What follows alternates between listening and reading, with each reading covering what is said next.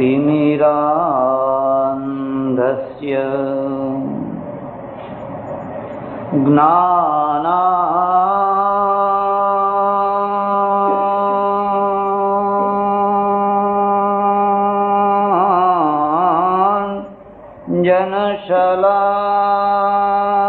ज्ञानाञ्जनशलाकया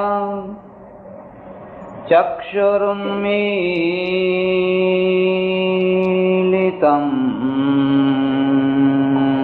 येन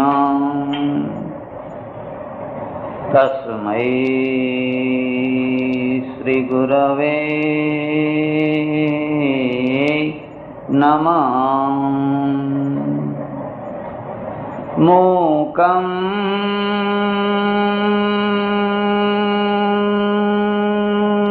करोति वाचालं पंगुं लंघयते गिरिं यत्कृपातमहं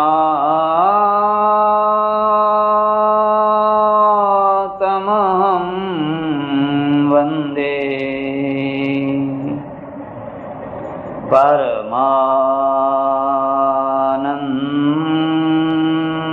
परमानंद माधवं।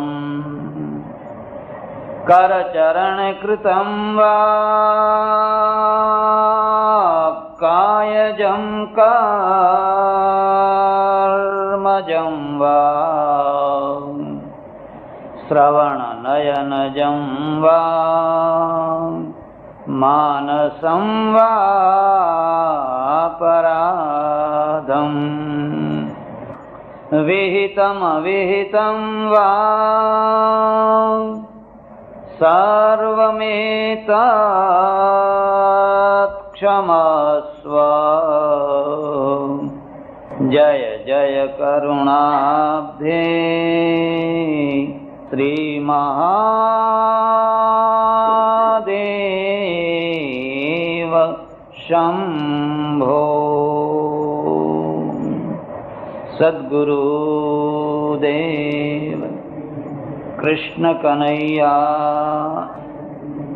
नमः। पार्वती पते हर हर महादेव हर।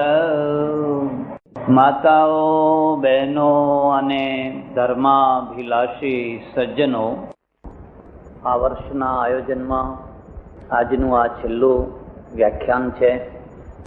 2 વ્યાખ્યાનોમાં જેમણે ભાગ લીધો હશે એમને ખ્યાલ હશે કે આપણો વિષય છે ઉપનિષદો, યોગસૂત્ર અને ભગવદ્ ગીતાનું પ્રદાન શું.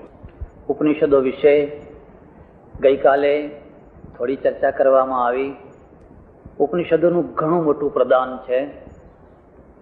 આજે પણ બીમાર એવા હિન્દુ ધર્મને ખોટું ન લાગે તો મરણ પથારીએ પડેલા હિન્દુ ધર્મને બચાવવાની કોઈ મોટામાં મોટી ઓથ હોય તો એ ઉપનિષદો પાસે છે.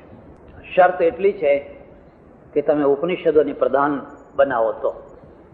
એની પાસે ઘણું ભાથું છે. બૌદ્ધિકો માટે, ભાવનાશીલ લોકો માટે, વ્યવહાર માટે, બધા. ઉપનિષદમાં એક જ બ્રહ્મ છે, એક જ પરમેશ્વર છે, નિરાકાર છે, પણ સાકાર સાથે વિરોધ નથી. એવી બધી ઘણી વાતો છે. પણ હવે આજે ઉપનિષદની ચર્ચા નહીં કરીએ. ઉપનિષદ પછી ભારતને મોટું પ્રદાન કરનારો કોઈ ગ્રંથ હોય એ યોગસૂત્ર છે. તમને કદાચ ખબર હોય કે ન હોય, પણ યોગસૂત્ર બુદ્ધના ઉત્તરકાળમાં રચાયેલો ગ્રંથ છે. બુદ્ધથી 200 વર્ષ પછી, એટલે ઈસવીસન પૂર્વ 3ય શતાબ્દીમાં તક્ષશિલાના આચાર્ય પતંજલિ અને પતંજલિએ આ ગ્રંથ રચ્યો છે. પતંજલિ માટે એક બહુ પ્રસિદ્ધ શ્લોક છે, યોગેન ચિત્તસ્ય પદેન વાચામ મલમ શરીરસ્ય ચ વૈદ્યકેન યોપા કરોત્તમ પ્રવરમ મુનિનામ પતંજલિમ પ્રાંજલિરાનતોસ્મિ. એમણે 3 મોટા ગ્રંથો રચ્યા અને ત્રણ ગ્રંથો મેલ દૂર કરનારા હતા, માત્ર મેલ દૂર કરનારા. યોગેન ચિત્તસ્ય, યોગના દ્વારા ચિત્તનો મેલ, પદેન વાચામ, વ્યાકરણના દ્વારા વાણીનો મેલ, અને આયુર્વેદના દ્વારા મલમ શરીરસ્ય ચ વૈદ્યકેન, વૈદકના દ્વારા શરીરનો મેલ. આ 3 મેલો દૂર કરવા માટે પતંજલિએ 3 ગ્રંથોની રચના કરી. 3 અદ્ભુત ગ્રંથો છે. પતંજલિ બહુ મોટા મહાન ઋષિ છે. એ અર્થમાં મહાન છે કે ચિંતક નથી. તમે યોગ સૂત્ર જોશો તો યોગ સૂત્રમાં ચિંતનનું પ્રમાણ ન્યૂન છે, પણ સાધનાનું પ્રમાણ પ્રચુર છે. એટલે ચિંતન પ્રધાન નહીં, પણ સાધના પ્રધાન ગ્રંથ છે.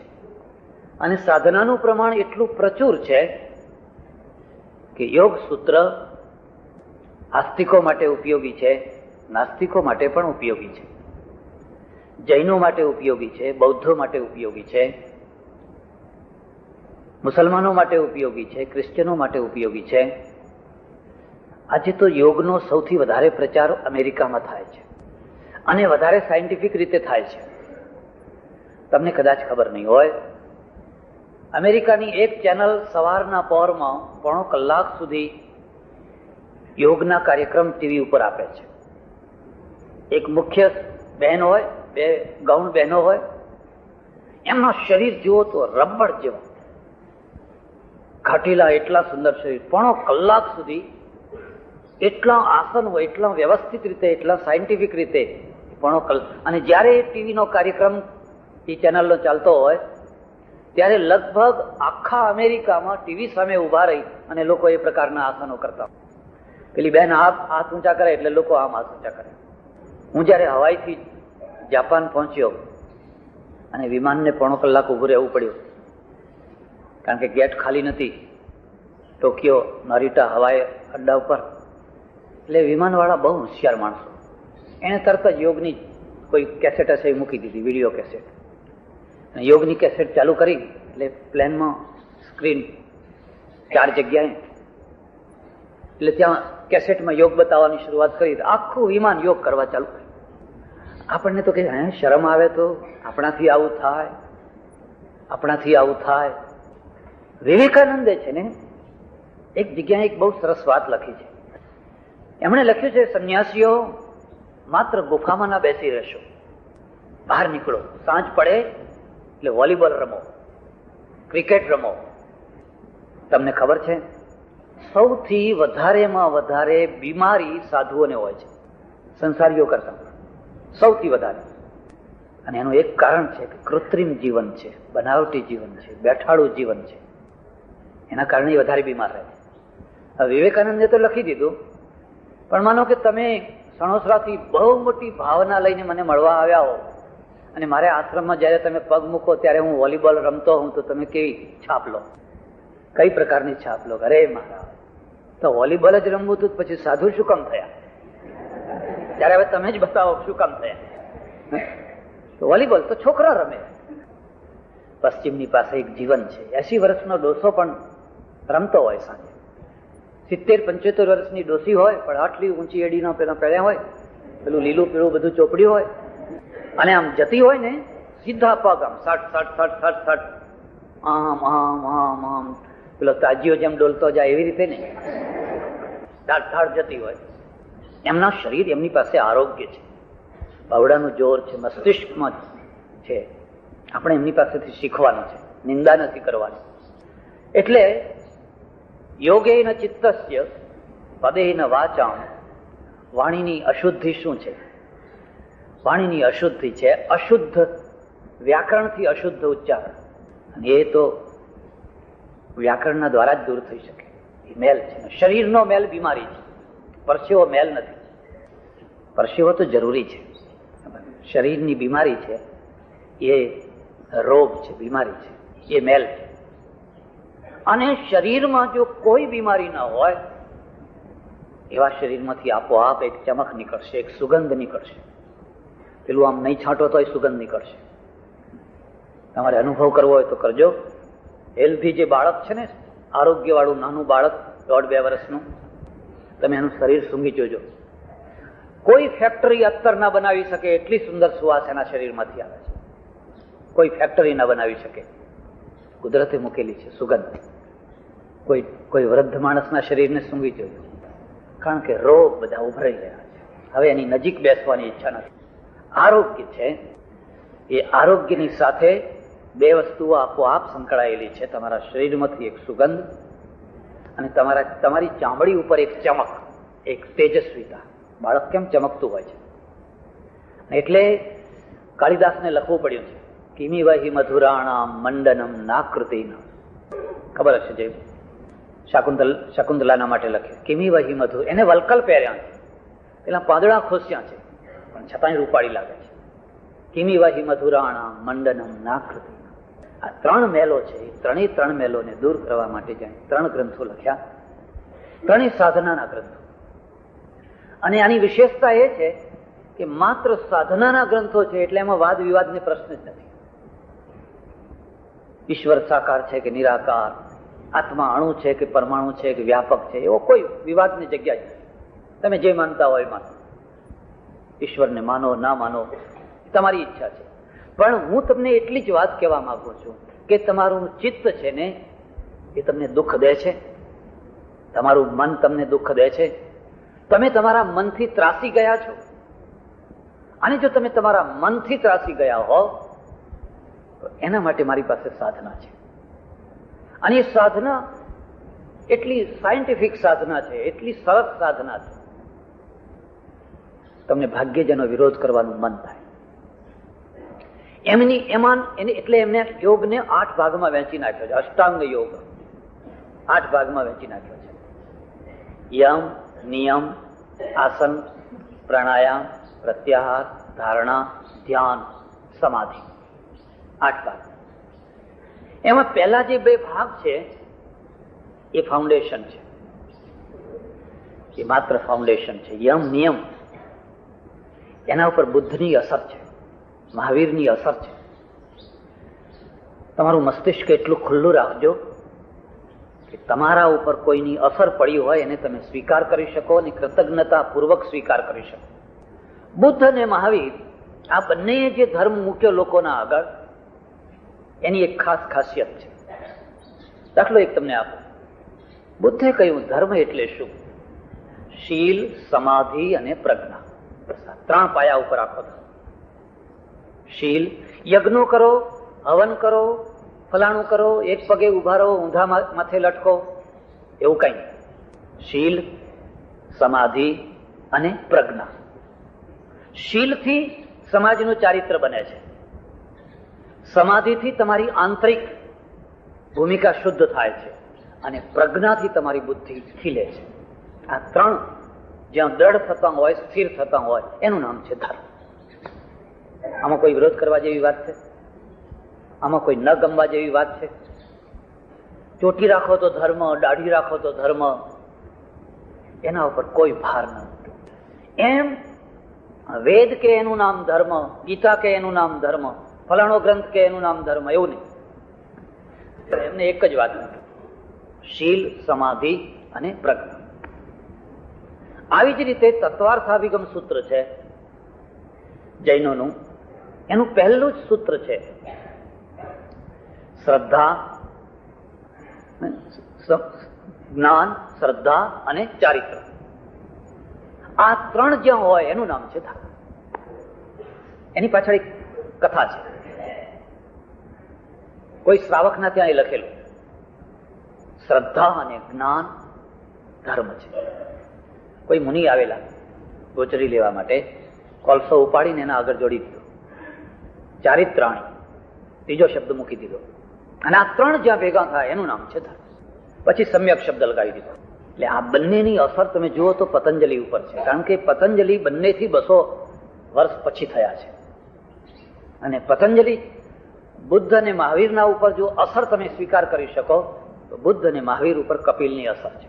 તમારે ત્યાં જે ષડ દર્શનો છે, એ ષડ દર્શનોમાં એક કપિલનું દર્શન એવું છે જે પહેલેથી અહિંસાવાદી છે, કર્મકાંડનો વિરોધી છે, પહેલેથી જ્યારે બુદ્ધ નતા, મહાવીર નતા, ત્યારે પણ તમે કપિલ શાસ્ત્રને જોશો. અને અનિશ્વરવાદી છે. એ અનિશ્વરવાદ, કર્મવાદ ખરો, આત્મવાદ ખરો, કર્મફળવાદ ખરો, પણ કર્મકાંડ નહીં, યોગ સાધના. એટલે કપિલની અસર બુદ્ધ અને મહાવીર ઉપર છે. તમને ખ્યાલ હશે કે બુદ્ધ છે ને એ કપિલ સંપ્રદાયના બહુ મોટા એક આચાર્ય ગુરુ આલામ કલામના ત્યાં વર્ષો સુધી રહેલા અને એમની પાસેથી જ્ઞાન ગ્રહણ કરેલું. એટલે આ એક પરંપરા. કપિલે લખેલું છે કે આ યજ્ઞો, આ હોમ હવનો એની જીવન વિકાસમાં એની કોઈ જરૂરત નથી, એની કશી આવશ્યકતા નથી અને કપિલ પ્રમાણે એ બરાબર પણ નથી. એટલે પતંજલિ છે એ પતંજલિના ઉપર બૌદ્ધ ધર્મની અને જૈન ધર્મની અસર છે, સચોટ અસર છે, એ સ્વીકાર કરવાની વાત છે. પણ સાથે સાથે પતંજલિમાં એક વિશેષતા છે, પતંજલિ ઈશ્વરવાદી છે, અનિશ્વરવાદી નથી, ઈશ્વરવાદી છે. અને જે આ ધ્યાન કરવાની પ્રક્રિયા, યોગ કરવાની પ્રક્રિયા મોટા ભાગે અનિશ્વરવાદની દેન છે. એને એમને ઈશ્વરવાદમાં રૂપાંતર કરી નાખ્યું. અનિશ્વરવાદની દેન એટલા માટે છે કે જો ઈશ્વર નથી તો હવે ઉપાસના કોની કરવી? ઉપાસના કોની કરવી? બૌદ્ધ અને જૈન ધર્મો વર્ષો સુધી મૂર્તિ પૂજા નતા કરતા, ચૈત્ય વંદના કરતા. તમે જૂના બૌદ્ધ મઠો જોશો, વિહારો જોશો તો એમાં ચૈત્ય વંદના થતી. જૈનોના ત્યાં પણ ચૈત્ય વંદના થતી. પાછળથી પછી મૂર્તિ થઈ અને મૂર્તિ એટલે બધે હું જોયું મેં બધે થાઈલેન્ડમાં, જાપાનમાં, કોરિયામાં એક બુદ્ધની જ મૂર્તિ, બુદ્ધ સિવાય બીજું કોઈ નહીં. જૈનોમાં 24 તીર્થંકર આવ્યા એટલે 24ની મૂર્તિ હોય, શાસન દેવીની મૂર્તિ હોય, વીરોની પણ પૂજા થાય એ રીતે. ત્યારે પતંજલિ છે એ પતંજલિએ જે બે પહેલા મૂક્યા છે, યમ અને નિયમ. અહિંસા, સત્ય, અસ્તેય, બ્રહ્મચર્ય, પરિગ્રહ, યમાહા. આ યમ છે, આ ફાઉન્ડેશન છે. અને શૌચ, સંતોષ, તપસ, સ્વાધ્યાય, ઈશ્વર પ્રણિધાનાની નિયમા. યોગ સૂત્રની એક વિશેષતા હું તમને કહું છું. એને કોઈ જગ્યાએ ઉપવાસ કરવાની વાત નથી લખી. તમે ઉપવાસ કરજો, 8 દિવસ કરજો, 10 દિવસ કરજો, મહિનો કરજો, કોઈ જગ્યાએ, કારણ કે રાજયોગ છે. હા, યુક્તાહાર લખ્યું છે, યોગ્ય આહાર. યોગ્યનો અર્થ છે જેને તમે સરળતાથી પચાવી શકો, જે તમારા માટે, તન મન માટે જે આરોગ્યદાયી હોય એ યોગ્ય. અને મારા પ્રત્યે તમને અશ્રદ્ધા થાય તો ભલે થાય, હું વર્ષમાં એક પણ ઉપવાસ નથી કરતો, નથી કદી 11 કરતો, નથી 12 કરતો. કોઈ વાર બીમાર થવું અને ના ખાવું એ વાત જુદી છે. યુક્તાહાર છે ને એ ઉપવાસ કરતા મોટી વસ્તુ છે. જે ઘણા ઉપવાસો કરે છે ને ઉપવાસ છોડ્યા પછી એકદમ ખાખા કરે છે, એ લોકોના આરોગ્ય બગડી જતા હોય છે. લાંબા ઉપવાસ હોય કુદરતી વ્યવસ્થા નથી, અને ખાખા કરવું એ પણ કુદરતી વ્યવસ્થા નથી. યુક્તા, તમે સવારે ચા પીતા હોય તો ચા પીવો, નાસ્તો કરતા હોય તો નાસ્તો કરો, બપોરે જમતા હોય તો જમો, સાંજે જમતા હોય તો જમો. તમને કશું નહીં થાય. તમને જે ખોરાક અનુકૂળ આવી ગયો છે એ જમો. દાળ ને રોટલી, શાક ને રોટલી, જે તમને અનુકૂળ આવ્યું હોય. 12 મહિના તમે જોશો તમારું આરોગ્ય સારું રહેશે. એમાં વિક્ષેપ ન કરો. આ શરીરને છંછેડો નહીં, વગર જોતું ના છંછેડો. વગર જોતું છંછેડશો તો એનો શારીરિક લાભે નહીં થાય ને માનસિક લાભ પણ નહીં થાય. યોગ સૂત્રની આ એક ખાસિયત છે. ત્યારે એને નિયમો આપ્યા, પણ એ નિયમો શું આપ્યા?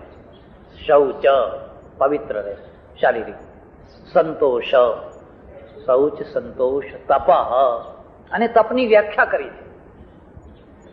યોગ સૂત્ર ઉપર વ્યાસ ભાષ્ય છે, અને વ્યાસજીએ, એટલે આ પ્રસિદ્ધ વ્યાસ નહીં, બીજા વ્યાસ થયા, એ વ્યાસજીએ બહુ સુંદર વ્યાખ્યા કરી છે.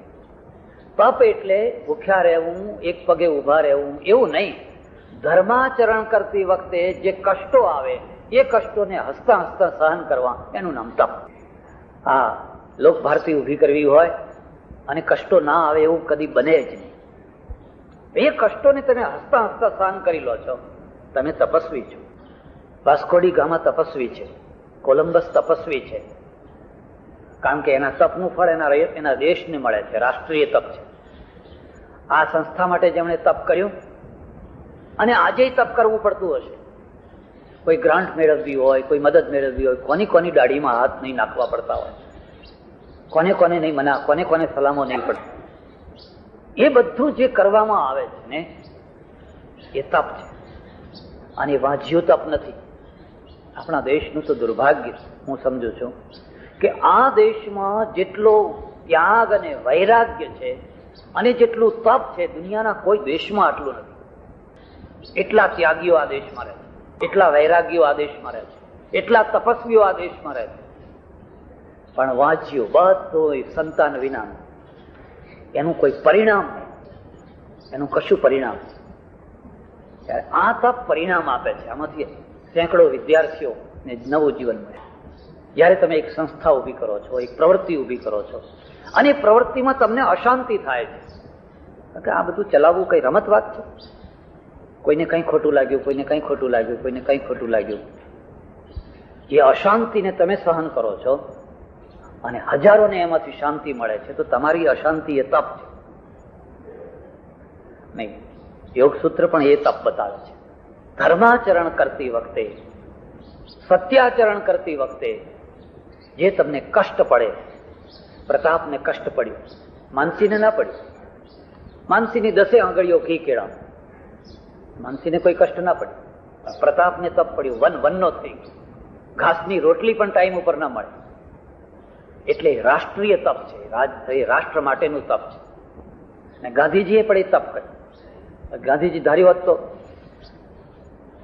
ચોપાટી ઉપર મોટો બંગલો બાંધી શક્યા હોત, ફિરોઝ શાહ મહેતા જેવા બેરિસ્ટર થઈ શક્યા હોત, પણ પછી બાપુ ના થઈ શક્યા હોત.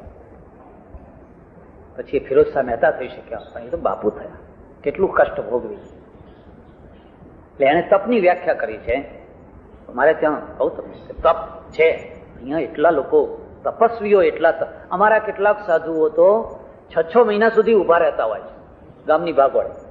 પેલું ઝૂલા જેવું બનાવી અને પગ જુઓ તો સૂજીને આવા થઈ ગયા હોય. જઈને પૂછો કે મહારાજ શા માટે? રામેશ્વર જાના હૈ, જબ તક ગામ લોગ किराए की व्यवस्था नहीं करेंगे तब तक हम खड़े रहेंगे. રામેશ્વર જવા માટે પૈસાની જરૂર છે અને એ પૈસા સીધી રીતે લોકો આપતા નથી, કારણ કે સીધી આંગળીએ ઘી નીકળતું. એટલે હવે ચાલો અહીં ઉભા રહો, આપણી જાતને રીબાવો અને રીબામણીમાંથી લોકોને દયા અને શ્રદ્ધા જન્મે. એમાંથી પછી કહે છે મહારાજ કેટલા, અરે આ ગામનું તો નખો જ જશે જો આ મહારાજનો શ્રાપ લાગ્યો હતો. એટલે પછી બધા ભેગા થઈને એમને કરી આપે. એટલે આ ગામ છોડીને બીજા ગામ. કેટલાક ચીપિયા મારતા હોય છે, કેટલાક પંચધોણી તાપતા હોય છે ઉનાળાના દિવસોમાં, આગળ પાછળ ચારે તરફ. એમાંથી રાષ્ટ્રને શું મળ્યું? એમાંથી સમાજને શું મળ્યું? 0 0 0. કારણ કે તો વાંચ્યા તપ છે. અને ભગવદ્ ગીતાએ એનો બહુ નિષેધ કર્યો છે. એ અજ્ઞાનીઓ જે ઘોર તપ તપે છે ને, કરશે અંતમ શરીરસ્થમ ભૂતગ્રામમ ચેતસ, એ તો મને જ ચૂકવી રહ્યા છે. કરશે અંતમ શરીરસ્થમ એટલે એ વાંચ્યા તપ છે. મને એક માણસે આવીને કહ્યું મને કે મહારાજ તમારે તો લીલા લહેર છે. મેં કહું હોય જ ને, શું કામ ના હોય? લીલા લહેર છે શું છે એ તો બહારના માણસને શું ખબર પડે, પણ કોઈ એમ માનતું હોય તો બરાબર છે. હું ઘણી વાર લોકોને કહું લીલા લહેર કરવી હોય તો આવો, ત્યારે તમને લીલા લહેર કરાવી દઈએ. ને કે અમારા સાધુઓ તો વાળ ખેંચે, વાળ. મેં કે હું ચામડું ખેંચવા તૈયાર છું, હું મારું ચામડું ખેંચી આપવા તૈયાર છું, પણ તમે મને એનું પરિણામ બતાવો, એનાથી શું મળે શું? જો તમે મને એનું નક્કર પરિણામ બતાવી શકતા હોવ કે આ કરવાથી રાષ્ટ્રને આ મળ્યું, આ કરવાથી સમાજને આ મળ્યું, આ કરવાથી અંતરના આત્માને આ મળ્યું, તો હું ચામડું ખેંચી આપવા તૈયાર છું. યોગ સૂત્ર છે એ તપને માને છે, પણ તપની વ્યાખ્યા છે ધર્માચરણ કરતા જે કષ્ટો પડે, જે વિઘ્નો પડે. તમે 2 કોલેજમાંથી એક સાથે ભણીને બહાર નીકળ્યા, એક માણસ છે એને આ નિયમોને ઊંચે મૂકી દીધા, આજે બંગલો બનાવી દીધો, ફેક્ટરીઓ બનાવી દીધી, એને આંગણે તો ગાડીઓ 4-5 ગાડીઓ ઊભી છે. અને તમે તપમાં રહી ગયા, તમે તમે સત્યમાં રહી ગયા, તમે સિદ્ધાંતોમાં રહી ગયા, હવે સાયકલનું ઠેકાણું નથી. અને તમારા મનમાં રહી રહીને વેદના થાય, સારું એના જેવું કર્યું હોત તો આપણે પણ આગળ વધી ગયા હોત. ત્યારે તમે તપસ્વી નહીં થઈ શકો. પેલી ગાડીઓ કરતા તમારી સાયકલ છે ને, એ સાયકલનું તેજ વધારે છે. એને સંતોષથી સહન કરો. બરાબર છે. જો મારે આ રસ્તે ચાલવાનું હોય તો મારે ત્યાં તો સાયકલ જ હોય, ગાડીઓ ના હોય. ગાડીઓ ના હોવાનું મને કોઈ દુઃખ નથી, કોઈ અસંતોષ નથી, કોઈ પશ્ચાતાપ નથી. એક માણસે મને આવીને કહ્યું, મહારાજ જેમ જેમ વધારે ધર્મ પાળીએ છીએ એમ એમ વધારે દુઃખી થઈએ છીએ, તો હવે શું કરવું? મેં કહ્યું અધર્મ પાળો. ત્યારે એમાં વળી પૂછવાનું શું હતું? જો ધર્મ પાળવાથી વધારે દુઃખી થવાતું હોય અને એ દુઃખ તમને પીડા આપતું હોય તો અધર્મના રસ્તે ચાલો. મને કે તમે છૂટ આપો છો? મેં કહું હું છૂટ નહીં આપું તો ક્યાં અટકવાનો હતો? હું છૂટ નહીં આપું તો ક્યાં રોકાવાનો, અટકવાનો ક્યાં હતો? એટલે શૌચ, સંતોષ, તપઃ, સ્વાધ્યાય, ઈશ્વર પ્રણિધાનાની નિયમા. સ્વાધ્યાયનો અર્થ થાય છે એવું આધ્યાત્મિક પુસ્તક સમૂહમાં મળીને ચિંતન મનન સાથે અડધો કલાક કલાક રોજ વાંચવું, જાણવું, સમજવું, એનું નામ સ્વાધ્યાય છે. આધ્યાત્મિક પુસ્તક એ તમારા અંતરને એક રીતે પકડી રાખશે.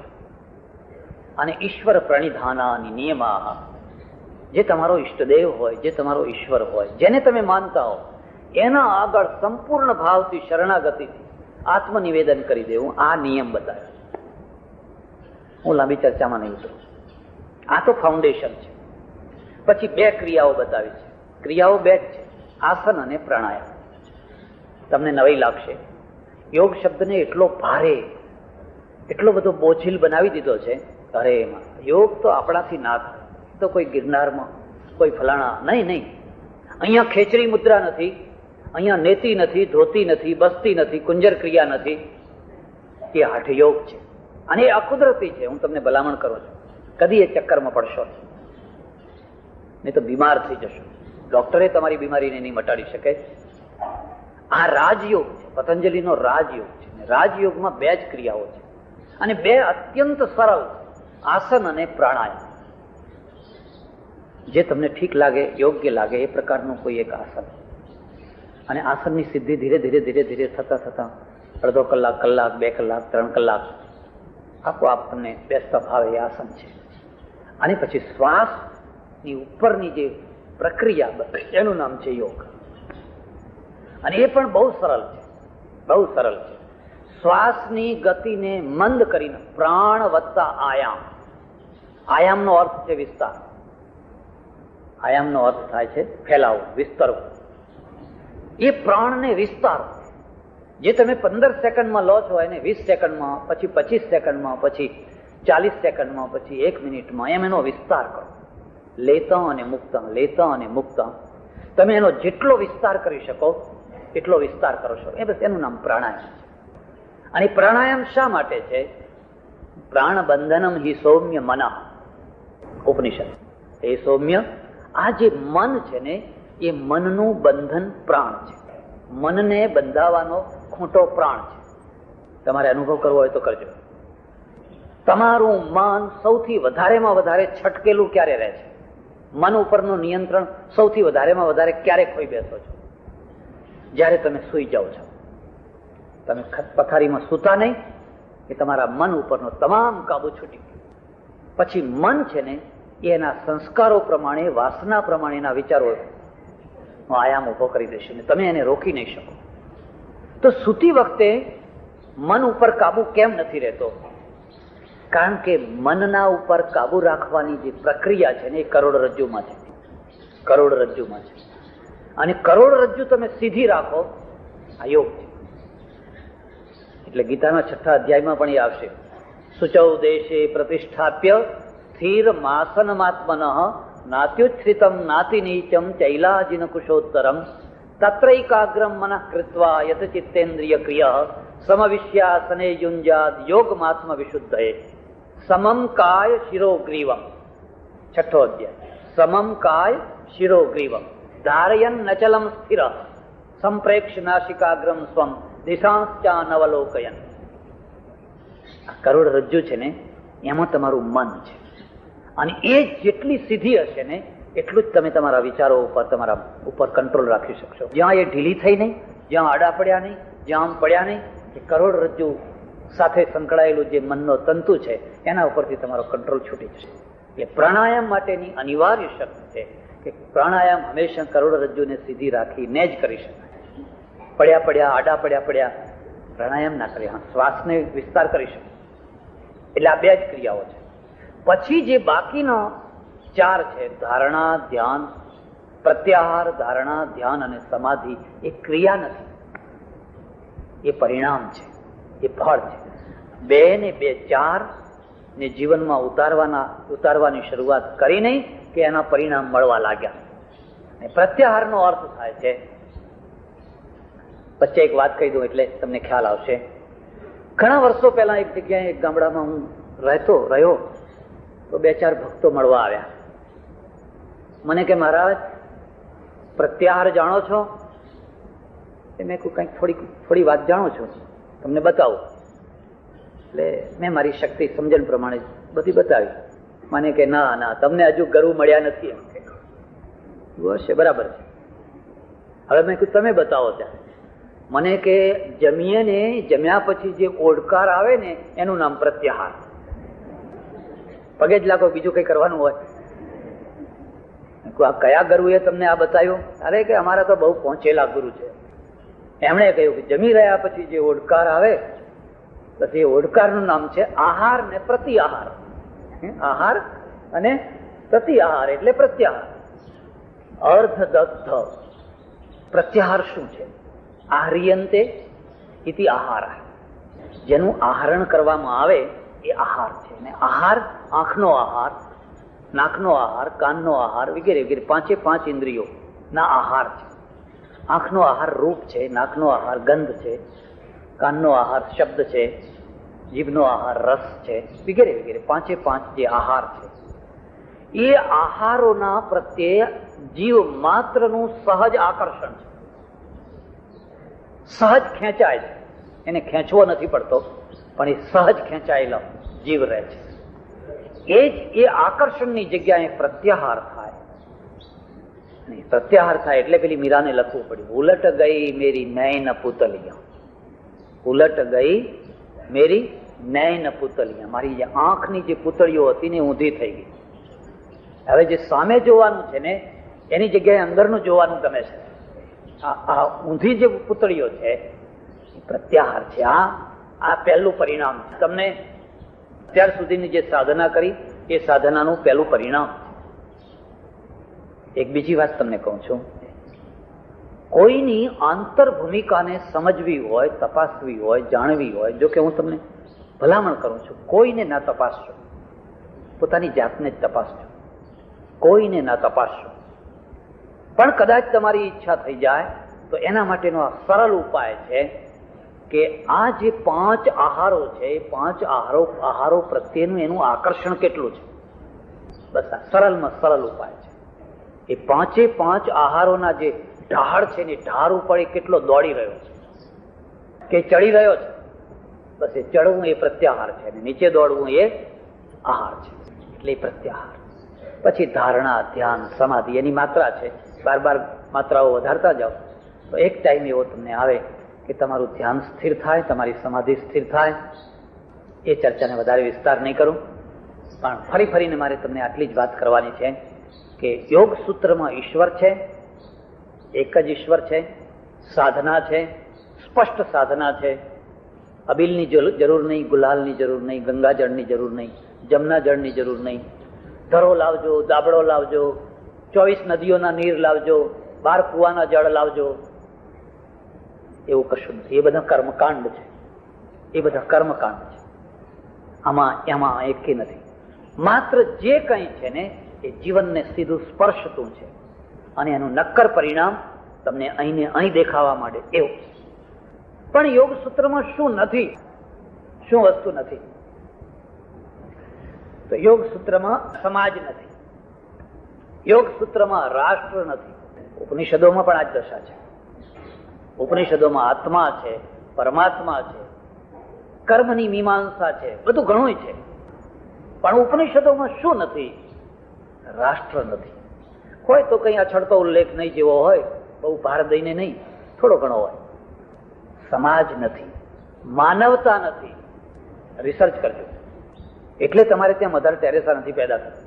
સાધ્વીઓ ઘણી થાય, ટેરેસા કે ના થાય, સાધુઓ ઘણા થાય, પણ જે સમાજ માટે એ તમને ભાગ્ય જ. અને જે હવે કઈ થોડા ઘણા, એ તો આ 50-60 વર્ષથી પરિવર્તન આવ્યું છે.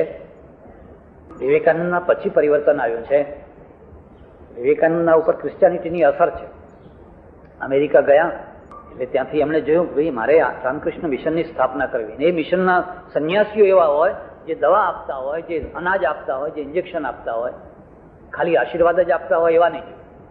ગાદી ઉપર બેસીને એક માણસે મને પૂછ્યું, મહારાજ તમે કામ શું કરો છો? મેં કીધું તમે હિન્દુ છો કે? હા. તમને ખબર નથી કે હિન્દુ સંન્યાસીઓ શું કામ કરે? નાના કાતો તોય પૂછું છું. મેં કહું હું દર્શન દેવાનું કામ કરું છું. દર્શન દેવાનું તો કઈ કામ કહેવાતું હશે? અરે મેં કહું એટલું મોટું કામ છે, લાઈનોની લાઈન લાગી હોય છે, કામ ધંધો મૂકીને લોકો આવતા હોય છે. અને જેમ દર્શન મળો એમ ટોળું મોટું. મહારાજ તો 6 મહિને જ દર્શન દે છે. મહારાજ તો દિવસમાં એક જ વાર દર્શન દે છે. મહારાજ તો 12 મહિને દર્શન દે છે. એટલે મેળાના મેળા જામવાના. એ રામકૃષ્ણ મિશન આખું બદલાઈ ગયું એનું કારણ એના ઉપર ક્રિશ્ચિયાનિટીની અસર છે. અને સારી અસર, એને સારા પરિણામ આપ્યા છે. એટલે આ બંને ગ્રંથોના ઘણા જમા પાસા છે. પણ એમાં નથી શું? એમાં માનવતાની વાત નથી. કોઈ ગરીબને આપજો, કોઈને અનાજ આપજો, કોઈને કપડું આપજો, કોઈને દવા આપજો, કોઈને વિદ્યા આપજો, એ બધી ચર્ચાઓ નથી. તમારા રાષ્ટ્ર માટે જીવજો, જરૂર પડે તો ફાંસીએ ચડી જજો, બલિદાન થઈ જજો. એ જે રાષ્ટ્રવાદ છે એ રાષ્ટ્રવાદ જોઈએ એટલા પ્રમાણમાં નથી. લગભગ નથી એમ કહું તો ચાલે. એટલે હિન્દુ, જૈન અને બૌદ્ધ, આ ત્રિવેણી જે ભારતમાં મુખ્ય 3 ધર્મોની જે ત્રિવેણી, એ ત્રિવેણીએ સાધુઓ ઘણા આપ્યા, સાધ્વીઓ ઘણી આપી, આચાર્યો આપ્યા, શતાવધાનીઓ, અષ્ટાવધાનીઓ, એ બધા ઘણા આપ્યા, યોગીઓ, મહાયોગીઓ બધા ઘણા આપ્યા. પણ આ ત્રણેયના દ્વારા પ્રેરણા મળી અને રાષ્ટ્રને મજબૂત બનાવે, સમાજના પ્રશ્નોને ઉકેલે. એક જ દાખલો તમને આપો. કાઠિયાવાડમાં કેટલી સ્ત્રીઓ બળી મરે છે? બળી મરે છે. આજે જ પેપરમાં મેં એક સ્ત્રીનું, કેટલીક બળી મરે છે અને કેટલાકને બાળી મૂકવામાં આવે છે. જો કે બાળવું એ આપણી સંસ્કૃતિ, કે એ અનાજ બાળવું, ઘી બાળવું એ આપણી સંસ્કૃતિ. પછી વિધવાઓને સતી કરીને બાળવી, નગારા વગાડીને કેટલી સતીઓને બાળી, એટલી. એ તો બરાબર છે. અને એમાંય તમારે જોવું હોય તો જોજો, જે પછાત કોમની સ્ત્રીઓ એ જલ્દી આત્મહત્યા નહીં કરે, એ જલ્દી બળી નહીં મરે. પણ ઉપરની કોમની જે સ્ત્રીઓ છે ને, એ તો જાણે કાગળની માફક, કાં તો બળી મરશે કાં તો બાળી મૂકશે. કારણ શું છે કે નીચેના થરનો જે સમાજ છે એના જે સામાજિક નિયમો છે એ જેટલા સરળ છે એટલા જ ઉપરના સમાજના નિયમો અઘરા છે, કઠોર છે, અકુદરતી છે અને અમાનવીય છે. અને એ દ્રષ્ટિએ તમે જુઓ તો પશ્ચિમની સ્ત્રીઓ બળતી નથી, બાળી નથી મૂકતા, હત્યા નથી કરતા, કારણ કે સમાજના નિયમોને બહુ ઉદાર બનાવી દીધા. પતિ પત્ની જયારે પરણે, તમને ગમશે નહીં મારી વાત, પણ હવે ગમે કે ના ગમે તો ત્યાંની વાત કરું છું. એ પરણતી વખતે જ નક્કી કરે કે મિસ્ટર મેથ્યુ, આપણે 2 વર્ષે 5 વર્ષે જયારે છૂટા પડશું ત્યારે છૂટા પડતી વખતે બાળકો કોની પાસે રહેશે, ફલાણી વસ્તુ કોની પાસે રહેશે, એ વખતે જ નક્કી કરી લેવાનું. અને જયારે 4 વર્ષે 5 વર્ષે 2 વર્ષે 10 વર્ષે છૂટા પડવાનો પ્રસંગ આવે, એક ડ્રાઈવર મને મળ્યો અમેરિકન. મેં એને પૂછ્યું, તારી પત્ની શું કરે છે? મને કહે, હમણાં હું પત્ની વિનાનો છું. મેં કહ્યું, કેમ એમ? તો કે હમણાં 1 મહિના પહેલા જ મારી પત્ની ચાલી ગઈ. મેં કહ્યું, કેમ, શું થયું? કે અમે 2 વર્ષથી સાથે રહેતા હતા, 2 વર્ષથી, અને અમારો બહુ સારો, બધું સારું હતું. પણ એક રાત્રે બેસીને એને મને કહ્યું કે જો હવે તારી સાથે મારા જીવનનો વિકાસ થઈ શકે એમ નથી, કારણ કે તું ડ્રાઈવર છે ને ડ્રાઈવરની એક લિમિટ હોય. અને મને છેલ્લા 2 મહિનાથી આ જે પિક્ચર બનાવનારા હોય ને ફિલ્મવાળા, એમાંનો એક પ્રોડ્યુસર મને મળી ગયો છે અને એણે મને જીવનની ઘણી તકો ખોલી આપી છે. એટલે હું સવારે વિદાય લઈશ. બ્લેસ યુ ગોડ, ભગવાન તને સારું કરે અને તું રહેજે. બાય બાય કરીને સવારે ચાલતી છે.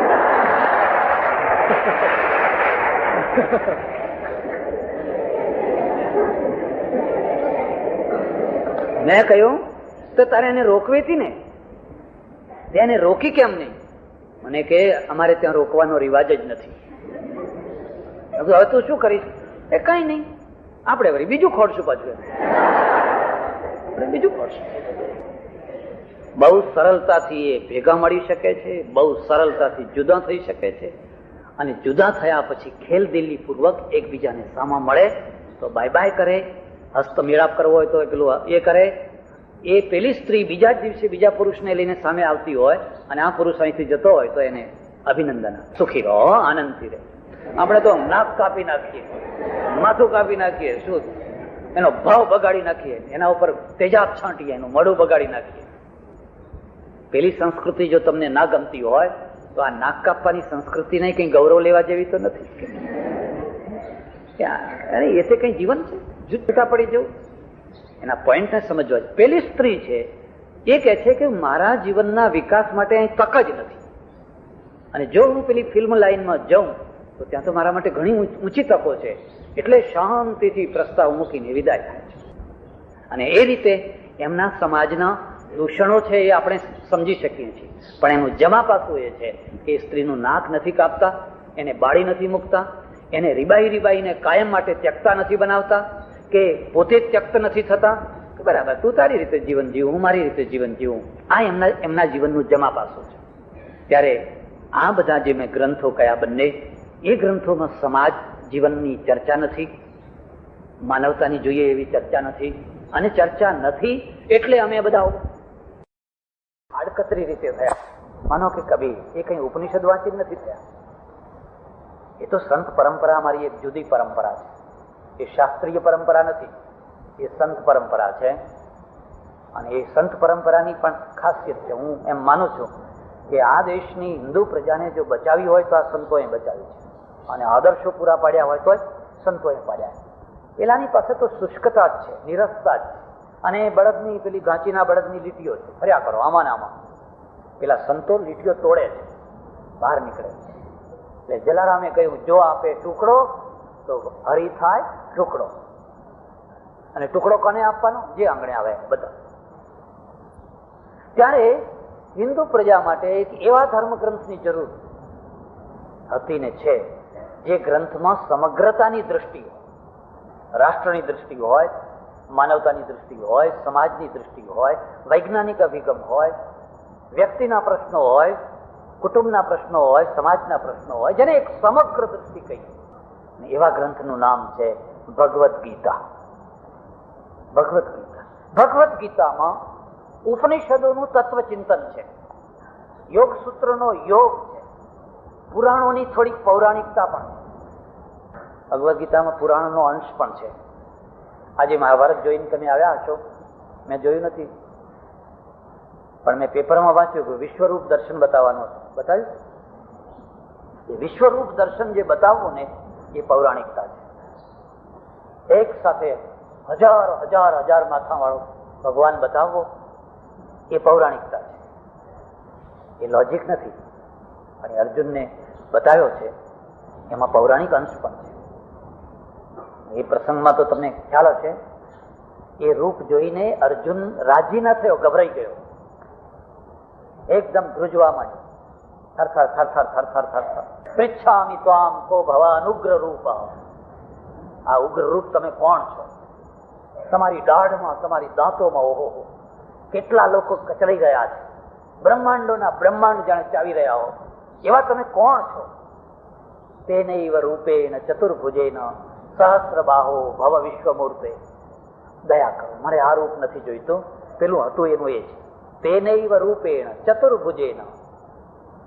કેટલી મોટી શંકા છે. કૃષ્ણ તો દ્વિભુજ છે, અહીં અર્જુન કહે છે ચતુર્ભુજેન. ચતુર્ભુજ ક્યાં જોયું છે? તેનૈવ રૂપેણ ચતુર્ભુજેન સહસ્રબાહો ભવ વિશ્વમૂર્તિ.